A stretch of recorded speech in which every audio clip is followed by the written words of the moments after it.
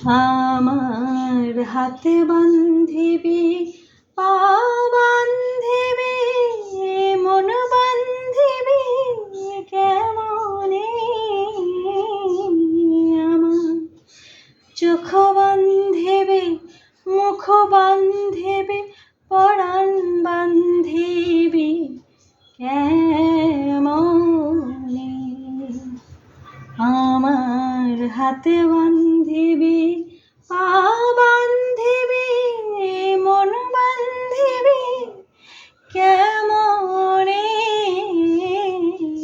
আমার চোখ বান্ধিবি, মুখ বান্ধিবি, পরাণ বান্ধিবি কেমনে।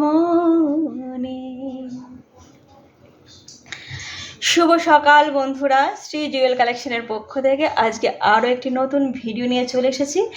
আজকের ভিডিওয় তোমাদের কি কাজ দেখায়, তো চলো দেখে নেওয়া যাক। আজকের এই পাঞ্জাবিটা আমি রেডি করব আমার কর্তামশাইয়ের জন্য, কারণ তার একটা আবদার অনেক দিন ধরে করেছে যে আমাকে একটা হোয়াইট কালারের ওপরে পাঞ্জাবি ডেকোরেশন করে দেবে। তো করব করে আমার আর সময় হচ্ছে না, আর এত কাজের চাপ, তো ওর পাঞ্জাবিটা যে নিয়ে বসবো সেটার সময় হচ্ছে না। ও পাঞ্জাবিটা পরবে, ওর এক অফিস কনফারেন্স আছে, তো সেখানেই ওদের ড্রেস কোড হিসাবে সবাইকে পরে যেতে বলেছে। তো সেই হিসেবে ও আমার কাছে আবদার করে যে একটা হোয়াইট কালারের পাঞ্জাবি রেডি করে দেবার জন্য। তাই ওর জন্য একটা সাইড বোতাম পাঞ্জাবি আমি অর্ডার করেছিলাম, মানে আনিয়েছিলাম।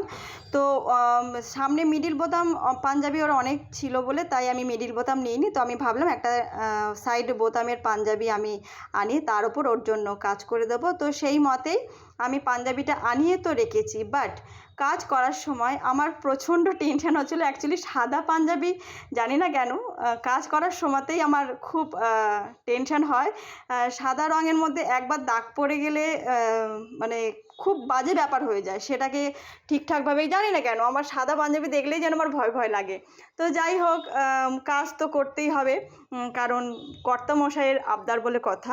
তো অ্যাট লাস্ট আমি কাজ শুরু করি। তো কাজটি শুরু করবার আগে আমি পেন্সিল দিয়ে আগে একটু কলকার ডিজাইন ড্র করে নিয়েছিলাম, বাট কিন্তু সেটা করার পরেও কিন্তু আমার মনে ঠিক পোষাচ্ছিল না। তো আমার মন থেকে যেটা এসেছে আমি তখন কিন্তু সেটাই লাস্ট অবধি সেটাই ক্রিয়েট করেছি।